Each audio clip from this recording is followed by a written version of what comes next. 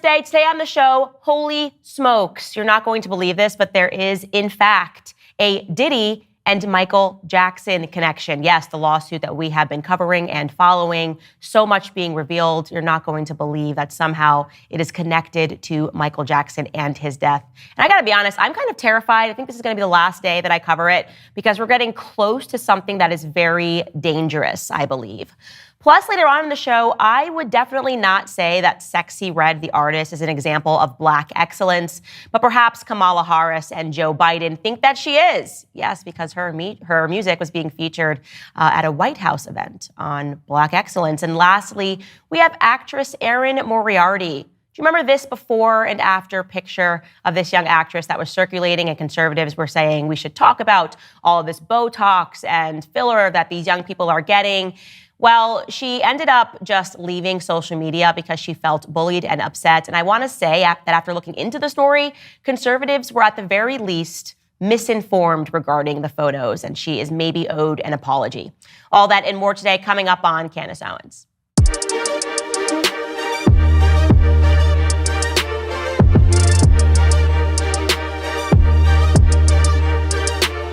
أتمنى إني أدرس ولدي وأعيشهم وأكبرهم وأشوفهم شباب بس ما ينسى. All right, so I wasn't kidding at the top, guys. I am probably not going to cover this anymore because it is definitely getting a bit terrifying. Obviously, we covered this. If you haven't seen it, go back and watch. I believe it was Monday's episode. But yes, the Diddy lawsuit is absolutely crazy. Full stop. What if I told you guys that it is about to get even crazier, that there is directly a link to Michael Jackson's death? I want to be clear that when everything was going on with Michael Jackson, the lawsuits, his death, I thought that we were in full conspiracy theory territory when people were saying that Michael Jackson was killed. I actually know a lot of people that are in the industry who believe that Michael Jackson was killed, and I just thought it just sounds too whacked out to believe that somebody intentionally killed Michael Jackson. Of course, why would they do that? And also, I was believing the media. The media was extensively saying every single day that he was a pedophile, even though he factually won his case. I allowed my image of Michael Jackson certainly to be corroded by the media throughout that time period. I will fully confess that. Now, I want to remind you, before we get back into Michael Jackson, what we learned in the Diddy documents, just to very quickly recap. Well, if you read through them, again, these are all allegations, but you will come out of it understanding that there is allegedly some sort of a blackmail ring that is operating throughout Hollywood, and that artists that are producing music are actually being controlled via being induced into drugs at parties, and then what takes place is they're being recorded, and sometimes they're being recorded while they are committing sexual acts with minors. And something that we also saw in these docs is that these parties, at least a lot of them, are taking place in the Virgin Islands, which again just makes you go, what's happening here? Because Jeffrey Epstein, obviously, his home, or he owned an island that was just off the coast of St. Thomas. So we hear that again. I also am jogging your memory about the Bitcoin millionaire who, right before his death, found drowned, accidental drowning, even though he was fully clothed and had his wallet in his pocket, tweeted that the CIA and the Mossad were running a blackmail ring in the Virgin Islands. Something else that we learned in the Diddy lawsuit was that the media and the authorities are complicit. So the ring has real power, not imagined power. Again, I am using the word alleged because this person, despite having, video evidence and he has presented photographic evidence, this has not yet gone through the court system. And so we can't say that it's entirely true.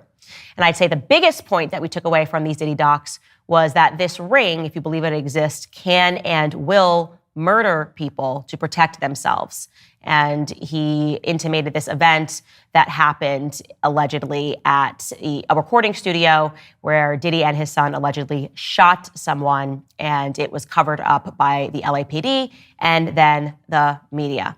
All right, so within those docs, and this is where it gets relevant, there is one man that is named as being the person that can do the cleanups, right? This is the guy that you are supposed to call if you get into any sort of a scenario.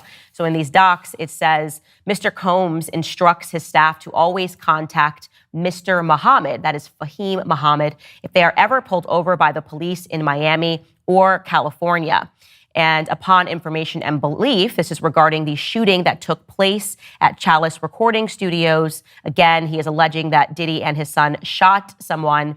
And after that shooting, the documents say explicitly that Mr. Muhammad spoke with the LAPD after G was shot at the recording studio. The LAPD was in the recording studio and witnessed the blood in the restroom, and they went with the bogus claim that the shooting of G occurred outside of the studio. This was all thanks to Mr. Muhammad's connections within law enforcement. So again, what we are seeing there is that you call this guy and this guy will make it disappear, and the media will report whatever the incident is in a capacity that covers up the crime, allegedly. Well, guess what, ladies and gentlemen? The cleanup guy, Mr. Fahim Muhammad, was also on the scene when Michael Jackson died. So I want to introduce you to and allow you to listen to Ian Carroll. He's an independent journalist that is investigating everything that is going on, and he explains that connection that Fahim has with Michael Jackson. Take a listen. They say to show your stripes, to wear your heart. So this new lawsuit just came out that shows tons of evidence that P. Diddy, Puff Daddy, has been running a sexual blackmail operation very much like Jeffrey Epstein, but in the rap and music industry for basically 30 years. And in that lawsuit, we learned that his head of security while he's running the sexual blackmail ring is this guy named Fahim Muhammad, who before working for Diddy was the head of security for Michael Jackson when he was only 21. And he was one of the first people on the scene when Michael Jackson died. And before we go to Michael Jackson, the most important part of the Diddy case to bring across is the fact that the record executives at the very top knew what P. Diddy was doing. They were attending the parties with underage girls where they were spiking drinks. They were deeply involved in Diddy's personal life. And all evidence points to them supporting his operation, or at the very least, turning a blind eye to it.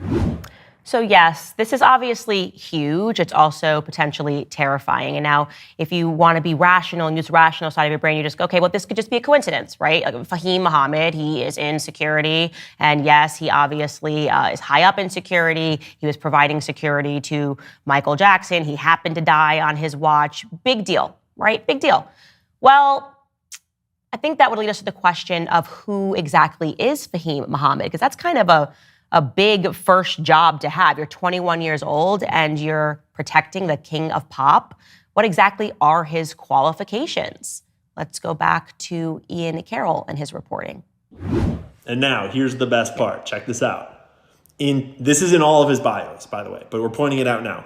In 2008, Fahim graduated from Sacramento State University with a Bachelor's of Science degree in Business Administration with a concentration in real estate and marketing.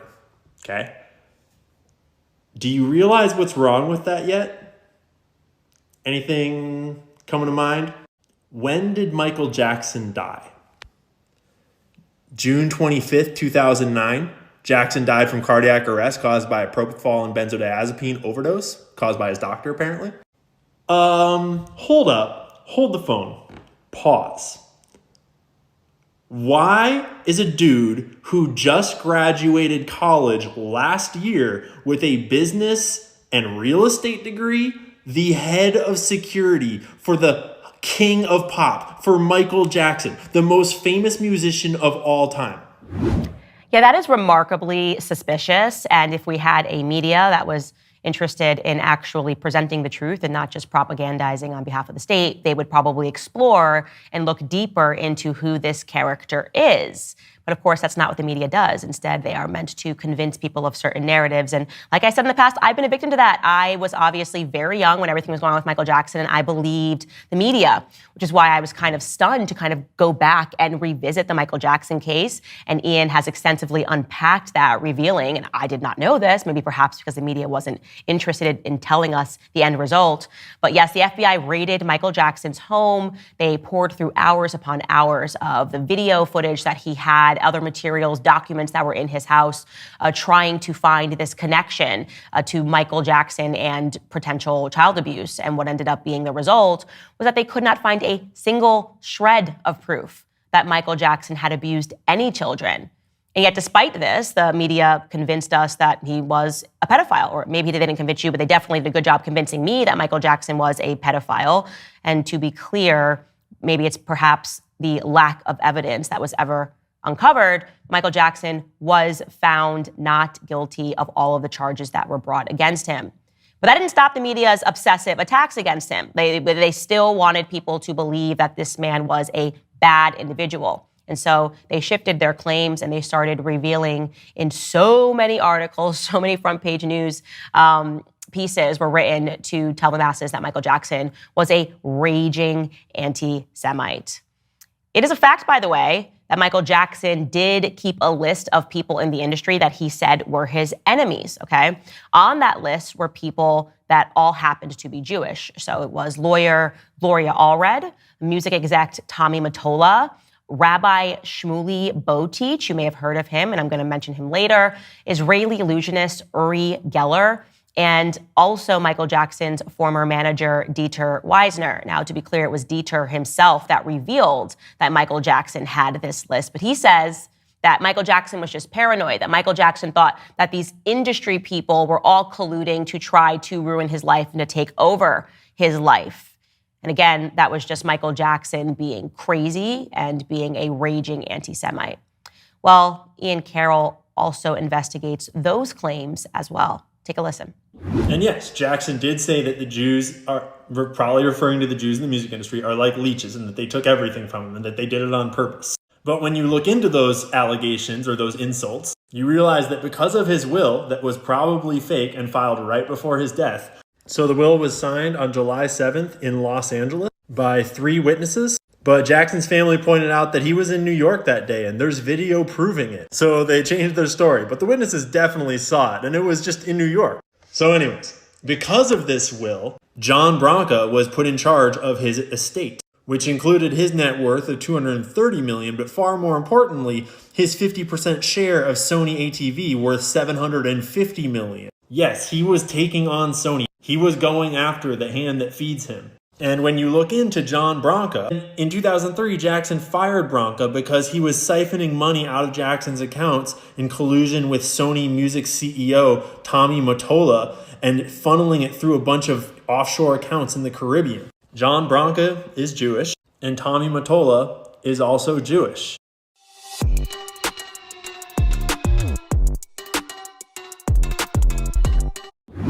Wow.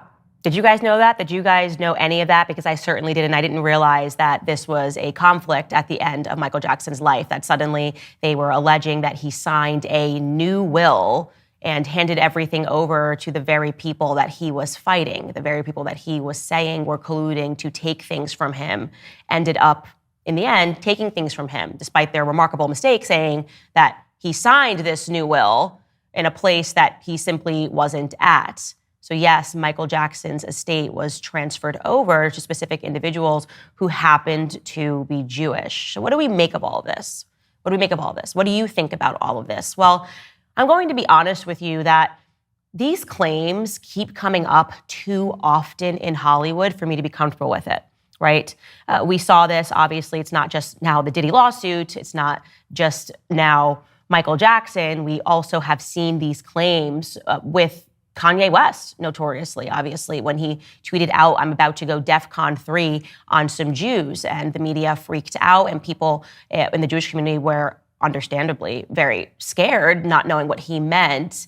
And I very much abstained from speaking much about the issue because people were so emotional that people couldn't hear, even if I had shared, and even when Kanye did share that he was speaking about specific people in Hollywood that he believed were coming after him and were trying to control him. He actually named some of those individuals. He shared personal text messages of a friend of his, a personal trainer to the stars, who again happens to be Jewish, who was threatening to put him in the hospital and to drug him against his will. Harley Pasternak is his name, and the media barely reported on those text messages that he shared publicly because obviously he was enemy number one. And here's what else I will tell you. When that Kanye situation went down, I was being threatened by a person named Rabbi Shmuley.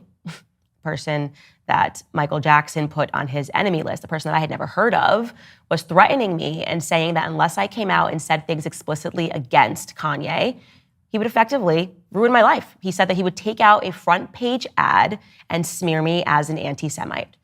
And it wasn't just him, it was also his daughter. They were messaging me saying, don't mess with Jews. Very bizarre stuff, and they have not stopped, to be clear.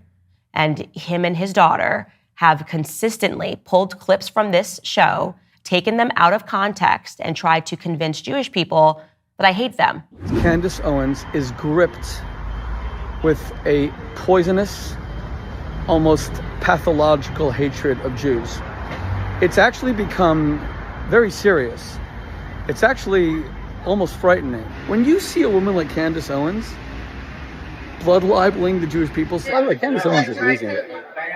Her anti-Semitism goes by the day. There is something really, truly wrong with Candace Owens. You guys know that I dislike liars and anti-Semites more than anything in a whole entire world. And here, we have a combination of both. Candace Owens simply will not stop defending Kanye West. It's like an obsession. If she's unable to genuinely and authentically condemn what Kanye said, it says a lot about her. If you come for us, we'll come back at you with everything that we have. I have heard from hundreds of you who feel so backstabbed and betrayed and disappointed in Candace Owens and others who defended, who enabled and encouraged Kanye West to continue spreading lies and venom and medieval Jewish hatred. Candace Owens posted a picture of my face and my name and my account to her over 4 million followers yesterday, many of whom are violence crazed and unhinged.